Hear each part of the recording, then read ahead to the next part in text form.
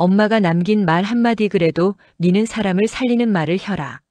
일부 그래도 니는 사람을 살리는 말을 혀라. 어머니가 세상을 떠난 지 벌써 10년이 넘었다. 그런데도 가끔은 저녁 무렵 부엌 창문 앞에 서 있으면 마치 뒤에서 어머니가 부르는 것 같은 착각이 든다. 애야, 저녁은 묵었냐? 그 다정한 음성. 그리고 생전에 마지막으로 남기고 가신 말. 그래도 니는 사람을 살리는 말을 혀라.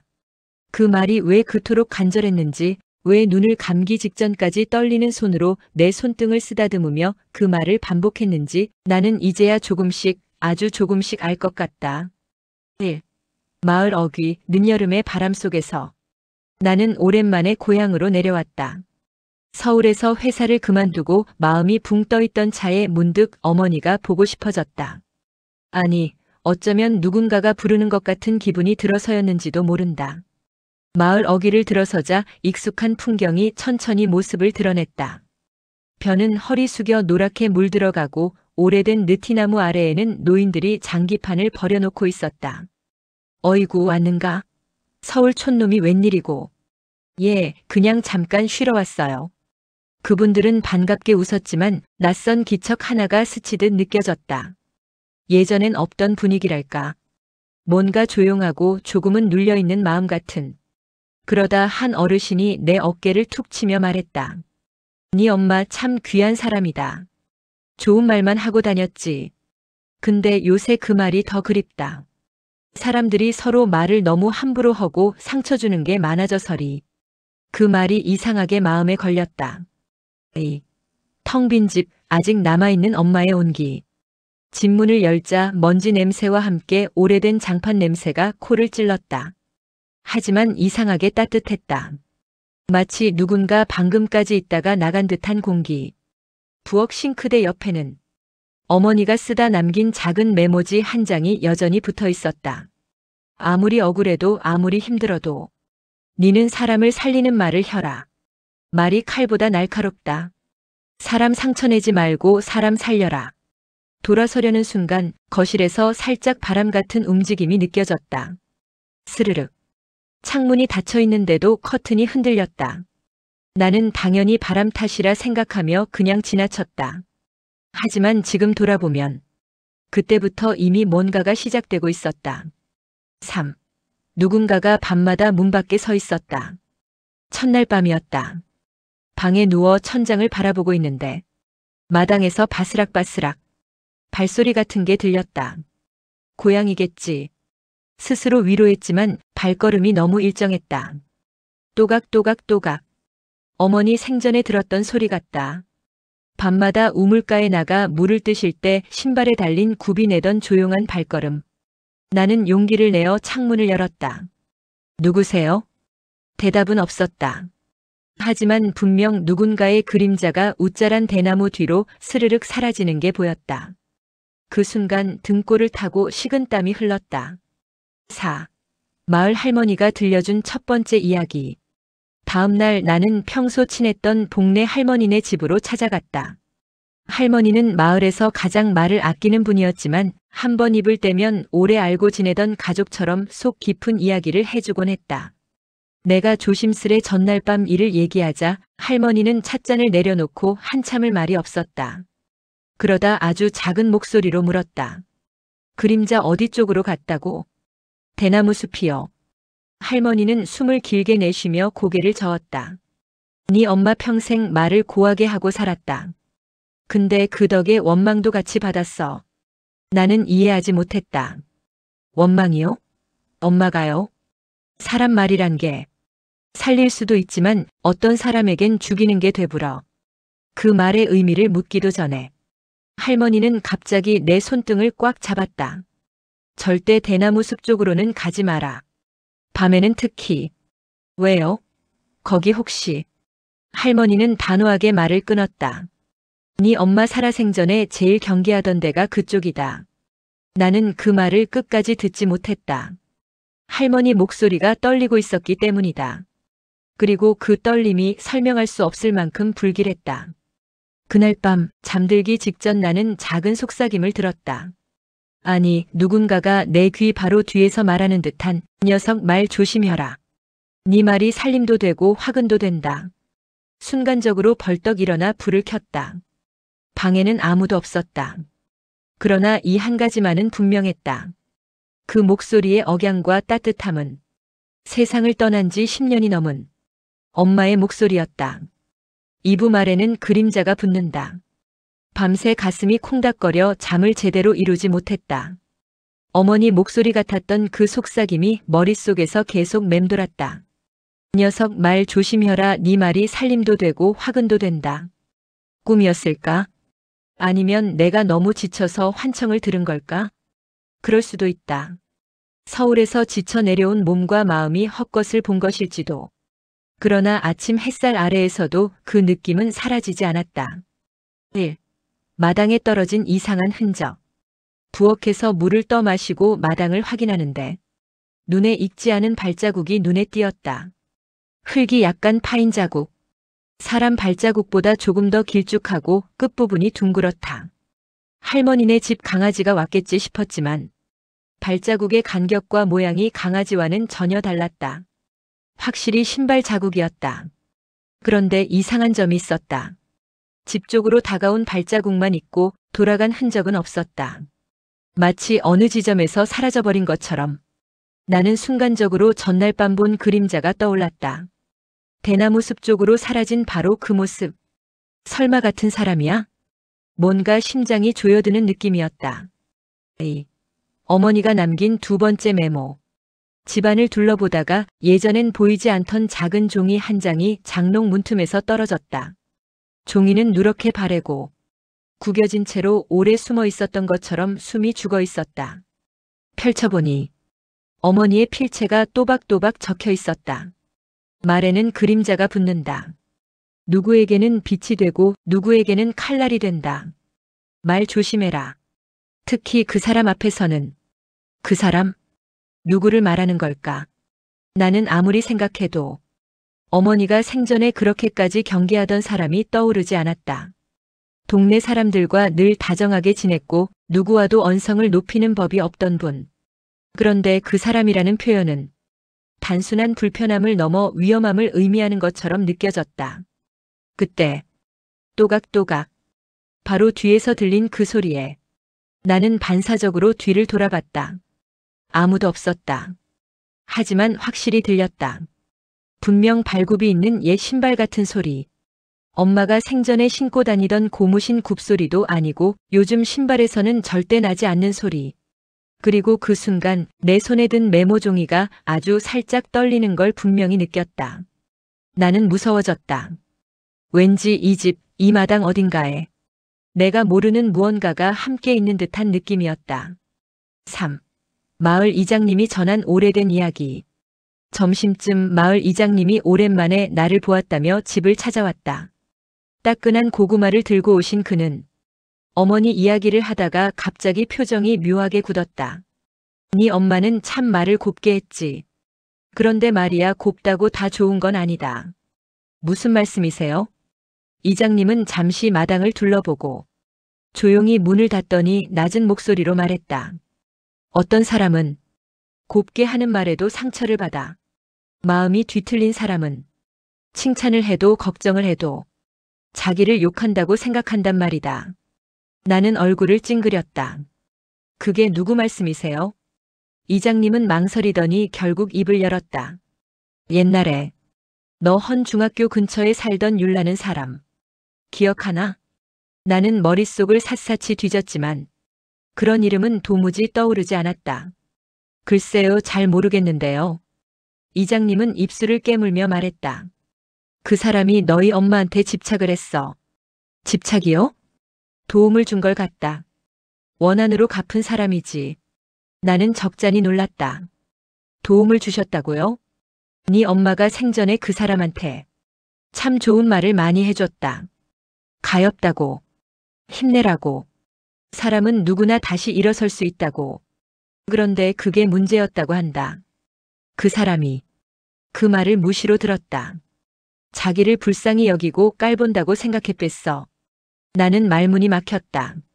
어머니는 정말 부모 마음으로 사람 살리겠다는 마음으로 말한 것뿐이었을 텐데 그런데 이장님은 마지막에 묘한 말을 덧붙였다. 그 사람이 네 엄마 돌아가시기 전날 대나무 숲 근처에서 여러 번 봤다는 사람이 있다. 밤마다 혼자 돌아다니다가 네 엄마 집을 서성거리고 무슨 말을 중얼거렸다고도 하고. 그러다 이장님은 갑자기 조용히 중얼거렸다. 이 마을에서 네 엄마를 제일 싫어했던 사람이지. 그 말이 내 뒷목을 찌르는 듯 했다. 4. 다시 찾아온 밤 대문 밖에 기척. 그날 밤 나는 왠지 모르게 잠이 오지 않아. 거실 불을 끈 상태로 조용히 멍하니 앉아 있었다. 그때였다. 또각또각또각. 전날과 똑같다. 마치 일정한 리듬의 걸음. 바람도 잦아들었고 곤충 소리만 잔잔하게 울리는 밤. 그 속에서 그 발소리는 너무도 선명하게 들렸다. 나는 숨을 죽이고 창문으로 다가갔다. 이번엔 기다렸다. 일부러. 창문 틈 사이로. 대문 쪽에서 누군가가 아주 천천히 집 안을 들여다보며 서성이는 실루엣이 보였다. 등줄기가 서늘해졌다. 머리에 모자를 눌러 쓴 듯한 사람. 옷은 해지고 검게 얼룩져 있었다. 정확한 얼굴은 보이지 않았지만 그 존재는 살아있는 사람이라기보다 그림자에 가까울 정도로 음침했다. 그리고 그때 그 사람의 입이 움직였다. 창문은 닫혀 있는데도 그 말이 속삭임처럼 내 귀에 바로 들렸다. 네 말이나 조심해라. 나는 비명을 지를 뻔했다. 어머니가 남긴 말을 어째서 저자가 알고 있는 걸까? 오, 어머니의 비밀을 알고 있던 또 다른 사람.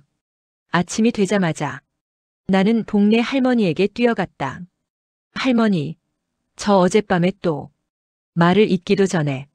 할머니는 내 얼굴을 보자마자 벌떡 일어나 손을 붙잡았다. 봤구나. 얘 누가 대문 앞에 서 있었어요. 말도 했고요. 할머니는 방 한쪽에서 오래된 상자 하나를 꺼냈다. 그리고 조용히 뚜껑을 열었다. 상자 안에는 어머니가 생전에 쓰던 노트 한 권과 색이 다 바랜 작은 천 조각이 들어있었다. 이건 너희 엄마가 남긴 거다. 나는 노트를 열었다. 첫 장에는 짧게 적혀 있었다. 그 사람. 내가 한 말 때문에 더 망가졌구나. 하지만 이제 와도 내가 할 수 있는 건 말로 살리는 길뿐이다. 두 번째 장에는 더 충격적인 문장이 있었다. 혹시라도 그 사람이 우리 애를 찾아온다면 절대 밤에 대나무 숲을 건너지 마라. 나는 손이 떨렸다. 가슴 깊은 곳에서 설명할 수 없는 공포가 서서히 올라왔다. 할머니 그 사람 누군데요? 엄마가 왜 이런 말을 남겼어요? 할머니는 눈가가 떨리는 걸 억누르며 말했다. 그 사람은 말 한마디에도 뒤틀리는 인간이었어. 네 엄마는 지 독한 외로움을 불쌍하게 여겨. 좋은 말만 해줬지.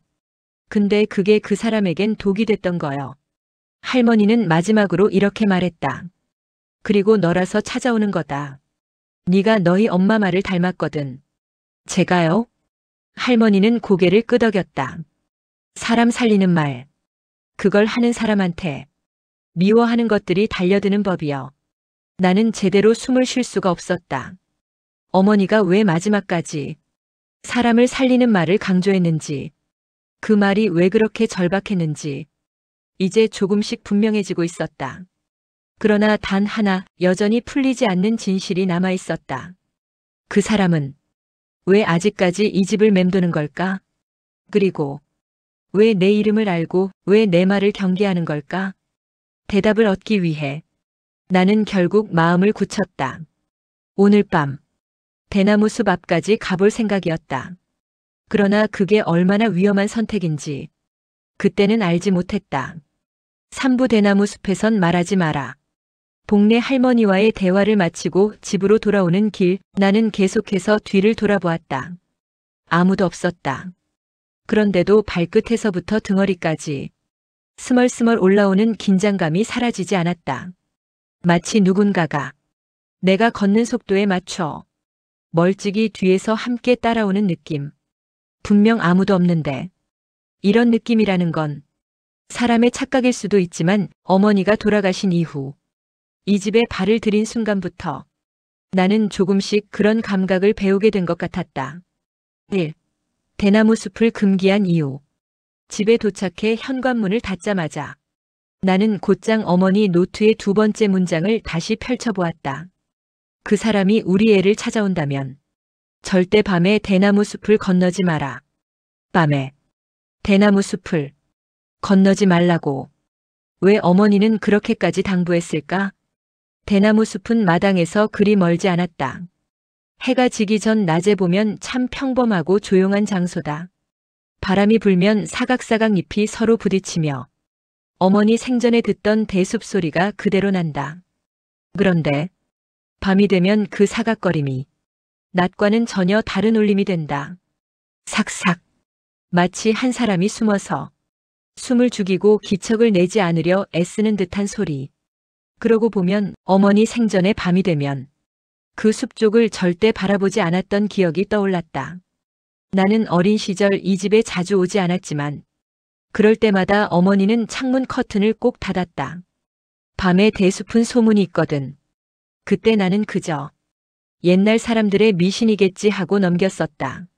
하지만 지금은 어머니가 왜 그런 이야기를 했는지 어렴풋이 느껴지고 있었다. 그 숲에는 좋지 않은 말이 머문다. 어머니가 남긴 말과 맞닿은 듯한 그런 느낌. 이 마을 청년의 비밀스러운 말. 그때 전화가 울렸다. 마을에서 농기계 수리를 돕던 태성 형이었다. 나는 형과는 수도 없이 얼굴을 본 사이라 조금이나마 편한 마음으로 전화를 받았다. 형. 너 요즘 집에 있다며? 밤늦게 혼자 돌아다니지 말라. 뜬금없는 말이었다. 왜요? 태성 형은 잠시 말을 아끼다가 무겁게 입을 열었다. 며칠 전에도 밤중에 누가 대나무 숲에서 사람 부르는 소리 들었다고 하더라. 나는 바로 등을 타고 식은땀이 흘렀다. 사람이요? 목소린데 사람이 아닌 것 같았다 그러대. 어둠 속에서 누굴 계속 찾는 목소리였다고. 나는 2부에서 본 그림자를 떠올렸다. 대문 밖에서 서성이고 창문 너머로 중얼거린 그 목소리. 네 말이나 조심해라. 태성 형의 말이 이어졌다. 네 엄마 생전에 그 사람이 대나무 숲에서 자주 불렀다더라. 어머니 이름을요? 그래. 그리고 이제는 형은 마지막 문장에서 말끝을 흐렸다. 이제는 너를 찾는단 말이 있다. 나는 휴대폰을 꼭 쥐었다. 손가락이 서늘하게 떨렸다. 왜 저를 찾아요? 그 질문에 태성 형은 대답을 하지 않았다. 침묵 뒤 그는 단호하게 말했다. 오늘 밤엔 절대 밖에 나가지 마라. 특히 대숲 쪽은. 그리고 전화를 끊었다. 나는 그 말이 경고인지 위로인지 혹은 어머니가 남긴 말과 연결된 어떤 지침인지 알 수 없었다. 하지만 분명한 건 하나였다. 그 사람은 나를 알고 있다. 그리고 나를 찾고 있다. 3. 마당의 그림자 그리고 사라진 발자국. 저녁이 되자 바람이 잦아들었다. 별빛조차 흐린 밤이었다. 나는 일부러 TV도 전등도 켜지 않았다. 거실이 어둡자 집 안에 묵직한 정적이 내려앉았다. 그때 딱딱 창문을 가볍게 두드리는 듯한 소리가 났다. 나는 조심스럽게 창문 틈 사이로 밖을 보았다. 대숲에서 나온 그림자가 마당을 가로질러 대문 쪽으로 걸어가는 것처럼 보였다. 하지만 다음 순간 그 그림자는 뚝 하고 끊겼다. 마치 걸음 중간에서 갑자기 지워진 것처럼. 나는 그 자리로 달려가 마당 흙바닥을 확인했다. 2부에서처럼 오직 다가오는 발자국만 있었다. 돌아가는 발자국은 없었다. 바람이 지우기엔 너무 또렷하고 너무 깊은 흔적이었다. 발자국의 끝 지점은 정확하게 우리 집 대문 바로 앞에서 멈춰 있었다. 그리고 그 자리에 누군가가 떨고 있던 것처럼 진흙이 미세하게 움푹 파여 있었다. 내 심장은 빠르게 뛰기 시작했다. 4. 대숲에서 들려온 두 가지 목소리. 밤 11시가 조금 넘었을 무렵. 나는 이대로는 도저히 못 잔다 싶어 뜨거운 물을 마시며 마음을 진정시키려 했다. 그때였다. 창문을 닫아두었는데도 대숲에서 나는 소리가 아주 선명하게 들렸다. 삭삭삭. 바람이 거의 없는 날이었다. 그런데 잎이 퍼석거리고 흔들리는 소리가 커지기 시작했다. 그리고 나오라. 한 남자의 목소리가 대숲 저편에서 들렸다. 나는 자리에서 벌떡 일어났다. 목소리는 음산하고 낮았다. 어느 방향인지 한 번에 가늠하기 어려울 만큼 기묘하게 울려 퍼졌다. 그러나 곧 또 다른 목소리가 들려왔다. 아이가 들으면 안 된다. 어머니 목소리였다. 어머니가 생전에 내게 했던 그 낮고 조용한 말투. 기억 속 그대로였다. 나는 온몸이 굳었다. 두 목소리는 마치 서로를 밀어내듯 번갈아가며 대숲에서 울렸다. 한 목소리는 내 이름을 부르는 듯 했고 또 한 목소리는 절대 밖으로 나가지 말라고 말하는 듯 했다. 어머니 목소리는 두려움에 젖어 있었다. 그리고 결정적인 순간 그 남자의 목소리가 아주 또렷하게 들려왔다. 너는 네 엄마 말을 닮았다. 나는 숨이 턱 막혀 숨을 고르지 못했다. 그 순간 대숲을 스치는 소리와 함께 어머니의 마지막 목소리가 들렸다. 이제 말하지 말고 숨어라. 그리고 모든 소리가 갑자기 뚝 끊겨버렸다. 나는 그 자리에서 움직이지 못하고 어머니의 말만 머릿속에 되뇌었다. 말하지 말고 숨어라. 어머니가 남긴 세 번째 흔적. 침착하기 위해 숨을 가다듬고 집안을 둘러보는데 부엌 옆 벽에 전에는 없던 종이 한 장이 붙어 있었다. 아무도 들어온 적 없고 바람 한 점 없는 집안에 갑자기 생길 리가 없는 종이. 종이를 떼어내 펼쳐보니 어머니의 글씨였다. 그 사람은 네 말을 듣고 찾아온다. 아래엔 작게 이어져 있었다. 그날도 내가 한 말 때문에 그 사람을 불러들였다. 그 문장을 보는 순간 나는 온몸이 얼어붙었다. 어머니의 죽음은 혹시 정말 그 사람과 관련이 있었던 건 아닐까? 나는 종이를 꼭 쥐었다. 가슴 깊이에서 설명할 수 없는 두려움과 분노가 동시에 올라왔다. 그리고 그때였다. 대문이 천천히 스스로 열리는 소리가 들렸다. 끼익. 누군가가 들어오는 소리. 발자국 소리. 또각또각. 나는 방으로 도망칠까 말까 고민하는 사이 그 발소리가 점점 가까워졌다. 그리고 거실 문 앞에서 멈췄다. 정적. 숨소리조차 들리지 않는 고요한 순간. 그때 문 너머에서 낮고 찢어진 목소리가 들렸다. 나 좀 봐라. 나는 그 자리에 얼어붙은 채 한 발도 움직일 수 없었다. 사부 사람을 살리는 말, 그게 그렇게 어렵드나. 밤 공기가 싸늘하게 식어가던 그날 영수는 작은 마을의 진료소를 나와 천천히 걸었다. 그의 머릿속에서는 여전히 한 장의 종이가 떠나지 않았다. 오래된 파일에 끼워져 있던 어머니의 마지막 진료 기록. 종이 끝자락에는 흐릿하게 남아있던 글씨. 환자 보호자 심리 불안심함. 그러나 말 한마디가 사람을 살린다, 꼭 기억할 것. 의사는 당시 그 말을 그저 의학적 조언이라 여겼지만 영수는 아니었다. 그 한 문장은 분명 어머니가 자신에게 남기고 싶었던 말이었다. 1. 그날 어머니가 돌아온 이후 진료소에서 집까지 이어지는 두 길을 걷다 영수는 문득 오래전에 들은 소문 하나를 떠올렸다. 네 엄마 그날 돌아오던 길에 누굴 하나 살렸다 카더라. 마을 사람들은 자세한 이야기를 하지 않았다. 어쩌면 안 하려고 했던 걸지도 몰랐다. 영수는 어릴 때 들었던 단서를 하나씩 떠올렸다. 그날 어머니는 평소보다 늦게 귀가했다. 신발 앞코에는 진흙이 잔뜩 묻어 있었다. 아버지는 그날 밤 아무 말 없이 방문을 닫고 한참을 울었다. 그 모든 기억이 한 방향을 가리키고 있었다. 어머니는 누군가에게 마지막 말을 건넸고 그 말이 그 사람의 생을 바꿨다. 어머니에게 남은 힘은 얼마 없었다. 그럼에도 단 한 사람이라도 살리고 싶어 길을 되돌아온 것이다. 영수는 가슴이 저릿하게 떨렸다. 엄마는 도대체 누구를 살린겨? 아버지가 숨기고 있던 이야기. 집 근처에 다다르자 마당 앞 장독대에 불 꺼진 등 하나가 기대어 있었다. 예전에는 어머니가 밤늦도록 일을 하며 켜두던 등이었다.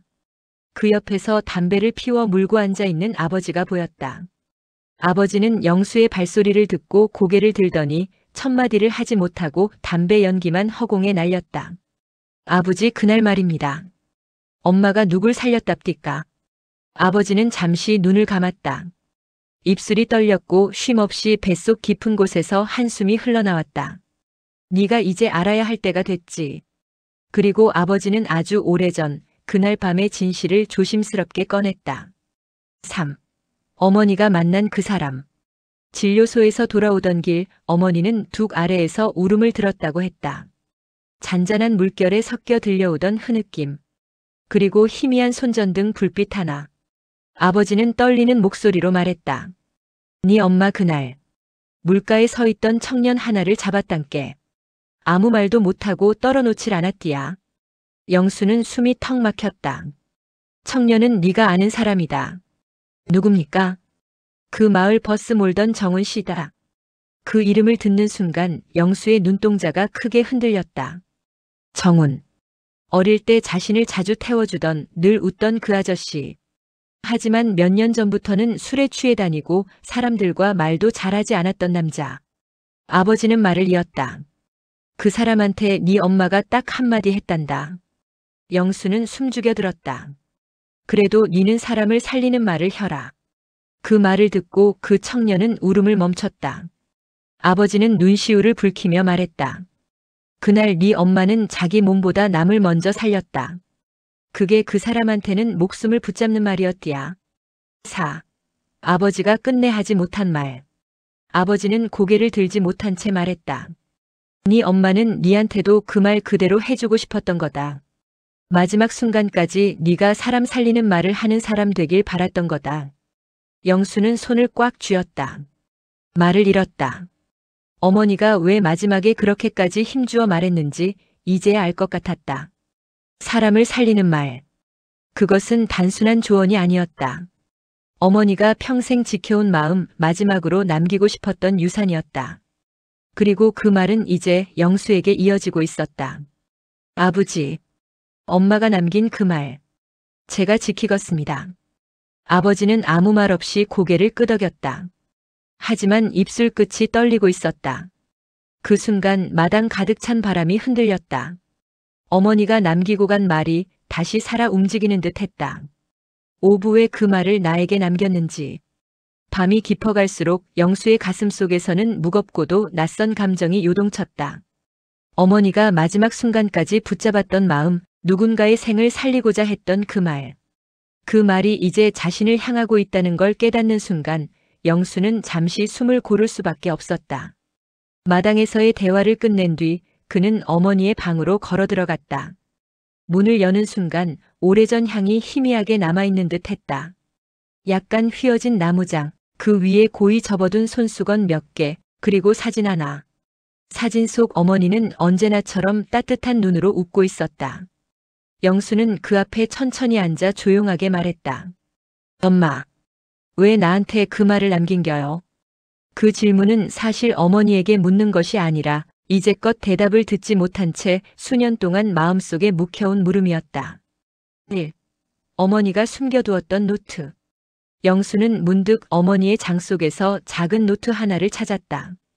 겉표지는 해지고 모서리는 달아있었다. 조심스레 책을 펼치자 안쪽 페이지에 어머니의 짧은 기록들이 적혀 있었다. 첫 장에는 이렇게 쓰여 있었다. 말은 때때로 약보다 먼저 닿는다. 둘째 장에는 마을 사람들의 이름과 함께 어머니가 했던 말, 그 말이 어떤 변화로 이어졌는지가 적혀 있었다. 춘자 아줌에 남편이 화내도 너무 움츠러들지 말 것. 우울 증세 완화. 성복이 니는 생각보다 훨씬 잘하고 있다. 학교 적응 긍정 변화. 상구 형님 혼자인 것 같아도 혼자가 아니다. 음주 빈도 감소. 영수는 숨을 삼켰다. 어머니는 평생 사람을 살리는 말을 그저 입으로만 한 것이 아니었다. 말을 건네고 그 말이 어떻게 사람을 바꾸는지를 정말로 지켜보며 기록하고 있었다. 그리고 마지막 페이지에는 단 한 줄이 적혀 있었다. 내 아들은 사람을 살리는 말을 할 사람이다. 영수의 눈가가 즉시 뜨겁게 젖었다. 페이지에 맺힌 글씨는 약간 번져 있었는데 마치 어머니가 마지막 힘을 다해 적은 듯 선이 흔들리고 있었다. 엄마 뭐 이런 걸. 영수는 그 한 문장을 손끝으로 쓰다듬으며 한참을 말하지 못했다. 그 말이 만들어낸 한 사람의 변화. 다음 날 영수는 한결 결심이 선 얼굴로 진료소를 찾았다. 그곳에는 정훈 씨가 마침 진료 대기 중이었다. 술에 취해 살던 모습은 많이 옅어졌지만 그의 눈가는 여전히 불안과 죄책으로 얼룩져 있었다. 영수가 조심스럽게 다가갔다. 정훈 아저씨. 아, 영수 왔나. 정훈은 고개를 들지 못했다. 몇 년 전부터 마을 어른에게도 쉽게 말을 걸지 않던 그였기에 영수에게 먼저 눈을 마주치는 것도 어려운 일처럼 보였다. 영수는 잠시 고민했지만 결국 정면으로 물었다. 그날 엄마가 뭐라고 했는지 그대로 들려주실 수 있습니까? 정훈은 손을 떨며 작은 숨을 내쉬었다. 그리고 아주 천천히 그날 밤을 회상했다. 네 엄마가 그러더라. 사람은 말 한마디에 무너지고 또 말 한마디에 살아난다. 그 말이 나한테는 마지막 줄 같았어. 그는 두 손으로 얼굴을 감싸며 말했다. 그날 나는 진짜로 끝내려 했는데 네 엄마가 불러 세우는 소리 듣고 그게 살리고 싶다는 마음이 느껴졌어. 영수는 그의 말에 숨을 삼켰다. 정우는 떨리는 목소리로 마지막을 말했다. 그날 이후로 나는 죽으면 안 되겠다 싶었지. 누군가 나를 살리려고 했는디 내가 혼자 망하면 안 되겠다 싶더라. 영수는 더 이상 말을 잇지 못했다. 어머니가 살린 사람, 그는 지금 영수 앞에서 숨쉬고 있었고 그 사람이 살아있다는 사실이 어머니의 마지막 말의 무게를 더욱 크게 만들었다. 3. 어머니가 영수에게 남기고 간 숙제. 진료소 문 밖으로 나오던 순간 영수는 오래된 둑길을 바라보았다. 그 둑길은 어머니가 누군가를 살리기 위해 되돌아갔던 길. 그리고 지금 그는 그 길 위에서 또 다른 사람에게 말을 건넬 수 있는 사람이 되어 있었다. 영수는 속으로 다시 되뇌었다. 사람을 살리는 말. 그게 그렇게 어렵나? 하지만 어머니는 평생 그것을 지키며 살았다. 어쩌면 그 말은 어머니가 남긴 마지막 숙제인지도 몰랐다. 그리고 영수는 그 숙제를 조용히 가슴속에 받아들였다. 엄마, 저도 해볼랍니다. 누군가를 살리는 말. 그 말을. 바람이 부드럽게 스쳐 지나갔다. 그 바람 속에서 어머니가 남긴 말 한마디가 다시금 도란도란 들려오는 듯 했다. 육부말은 결국 마음으로 가는 길이다. 정훈 씨와의 짧은 대화를 마친 뒤 영수는 그날 하루 종일 진료소 창밖만 바라보았다. 누군가에게 살아도 된다고 말해주는 일, 누군가의 마음을 붙잡아주는 단 한 문장. 어머니가 평생 지켜온 그 한마디가 얼마나 큰 무게를 지니고 있었는지 오늘에서야 비로소 온전히 느껴졌다. 창밖에는 겨울이 막 시작된 들판이 펼쳐져 있었다. 바람이 볕에 말라가는 갈대숲을 스치면 잔잔한 소리가 파도처럼 번졌다. 그러다 문을 두드리는 소리가 들렸다. 영수 선생 계십니까? 조심스럽게 문을 연 사람은 마을에서 작은 슈퍼를 운영하는 춘자 아주매였다. 언제나 밝은 얼굴이었지만 오늘만큼은 표정에 걱정이 배어 있었다. 1. 또 다른 그 말이 필요한 사람. 무슨 일이십니까, 아주매? 아, 그게 울 막내가 요새 학교 가기 싫다 하고 말도 잘 안 하고 네 엄마가 살아계실 때는 가끔 와서 말도 걸어주고 그랬는데. 춘자 아주매는 말끝을 흐렸다. 영수는 그 말이 이상하게 마음을 크게 건드렸다. 엄마가 살아계셨다면 이 말이 요즘 들어 더 자주 들리는 것 같았다. 영수는 천천히 고개를 끄덕였다. 애는 지금 집에 있습니까? 네. 낮부터 방에만 있네요. 그럼 제가 가보겠습니다. 춘자 아주매는 그 말에 눈시울이 벌개졌다. 어머니가 앉아주던 그 자리에 아주매의 집은 오래된 시골집 특유의 향기가 났다. 낡은 대문을 지나 안채로 들어서자 어두운 방 안에서 작게 훌쩍이는 소리가 들렸다. 영수는 문가에서 조용히 말했다. 들어가도 되겠냐? 대답은 없었지만 아이는 문을 잠그지 않았다. 방 안에는 어둠만 가득했고 창가에는 작은 책가방 하나가 덩그러니 놓여 있었다. 영수는 등불을 켜고 책상 앞에 앉았다. 네 엄마가 자주 오셨다며. 아이의 어깨가 작게 흔들렸다. 엄마한테 무슨 말 들었노? 그냥. 니는 착한 앤데 너무 마음을 혼자 끌어안지 말라고. 그 말은 전형적으로 어머니가 아이들에게 하던 말투 그대로였다.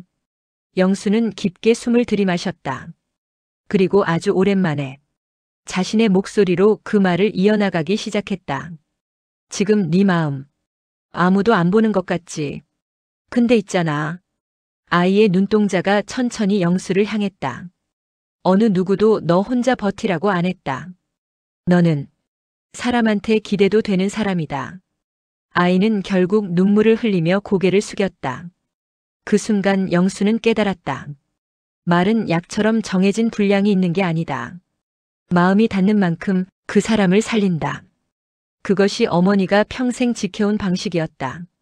3. 어머니의 말이 영수에게로 이어지는 순간 아이를 진정시키고 나오던 길 춘자 아줌매는 연신 손을 모으며 말했다.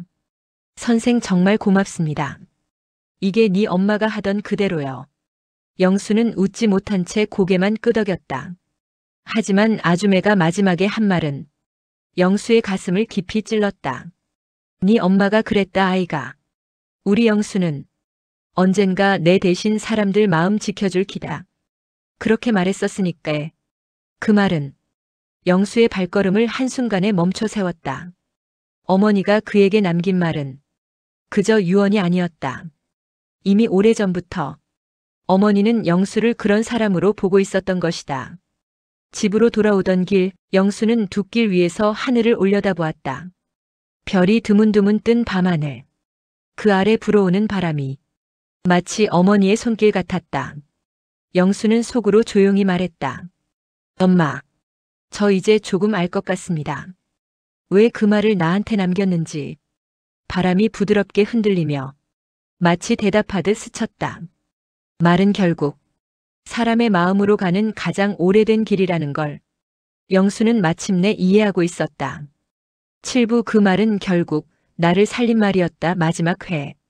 며칠이 지나고 마을에는 눈이 내리기 시작했다. 처음엔 조용히 시작된 눈발이 곧 온 들판을 희게 덮어갔다. 영수는 진료소 문을 닫고 밖으로 나와 천천히 흩날리는 눈을 바라보았다. 어머니가 돌아가신 뒤 처음 맞는 겨울. 그 계절은 왠지 모르게 영수에게 더욱 쓸쓸하게 다가왔지만 이제는 그 쓸쓸함에 조금의 온기가 깃든 듯했다. 문득 며칠 전 방문했던 아이가 눈을 손으로 받으며 어머니에게 손을 흔들던 모습이 떠올랐다.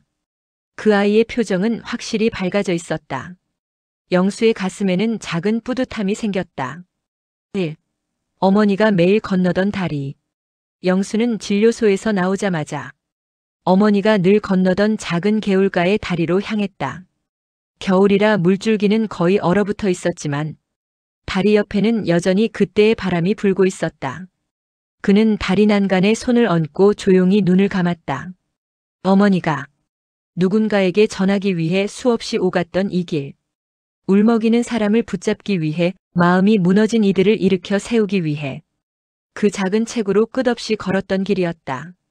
영수는 그 길 위에 서서 마치 어머니의 숨결을 느끼는 듯 했다. 그리고 천천히 입을 열었다. 엄마. 그 말이 결국 저를 먼저 살려놨네. 자신도 모르는 새 눈물이 한 줄기 흘러내렸다. 그동안 마음 어딘가에 남아있던 죄책감, 어머니를 지키지 못했다는 무력감, 그 모든 감정이 어머니가 건넨 단 한 문장으로 조금씩 치유되어가는 느낌이었다. 마을 사람들 속에서 발견한 엄마의 흔적. 며칠 뒤 마을 회관에서 작은 잔치가 열렸다.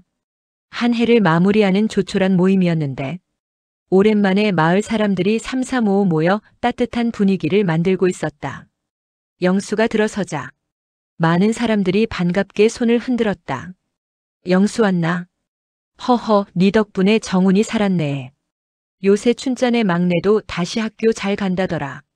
영수는 어색하게 웃었지만 마을 사람들의 표정 속에서 어머니가 남긴 말의 흔적을 하나하나 발견할 수 있었다. 사소한 말 한마디를 고마워하는 사람들, 남몰래 눈물 흘렸던 이들, 다시 살아보고 싶다는 희망을 되찾은 사람들. 그 모든 이야기의 중심에는 언제나 어머니가 있었다. 어머니는 말을 해서 누군가를 움직이게 한 사람이 아니라 말을 건네 살아도 된다는 이유를 만들어준 사람이었다. 영수는 그 사실을 다시 한번 마음 깊이 되새겼다. 3. 영수에게 남겨진 마지막 숙제. 잔치가 끝날 무렵 삼촌이 조용히 영수에게 다가왔다. 영수야, 네 엄마가 마지막에 이런 말도 남겼다더라. 영수는 놀라 눈을 들었다. 삼촌은 조용히 그러나 또렷이 말했다. 니도 네 엄마처럼 사람한테 귀한 말 해주는 사람 되라고. 그 말은 어머니의 유언보다도 더 깊게 영수의 가슴을 파고들었다. 영수는 고개를 끄덕이며 말했다. 저도 해볼랍니다. 살아볼 마음을 만드는 말, 사람을 일으키는 말, 그 말 이어가 볼랍니다. 삼촌은 천천히 미소를 지었다. 그래, 그걸로 충분하다. 4. 어머니가 남긴 한마디의 진짜 의미. 집으로 돌아오는 길, 눈은 이미 마을을 온통 순백의 세계로 만들어 놓았다. 영수는 둑길 위에 서서 마치 어머니가 걸었던 발자국을 따라 걷듯 눈 위에 천천히 자신만의 발자국을 남기기 시작했다. 바람은 차가웠지만 그 속에는 이상하게 포근한 기운이 섞여 있었다. 영수는 마지막으로 하늘을 올려다보며 조용히 말했다. 엄마, 내가 이제야 조금은 알겠어에. 사람을 살리는 말이라는 게 누구나 하는 말이 아니었단 걸. 그리고 그는 부드럽게 눈을 감으며 어머니의 목소리를 떠올렸다. 그래도 니는 사람을 살리는 말을 혀라. 그 한 문장은 결국 어머니가 자신에게 남긴 가장 큰 사랑이었고 이제는 영수가 앞으로 살아갈 길을 비추는 등불이 되어 있었다. 영수는 뜬 모를 미소를 지으며 다시 눈속을 걸었다. 마른 마음으로 가는 길. 그리고 그 길은 이제 어머니가 아닌 영수의 발걸음으로 이어지고 있었다. 제작 AI 할매의 이야기방. AI 기반 창작 스토리 대본 및 영상 편집 100% 자체 제작.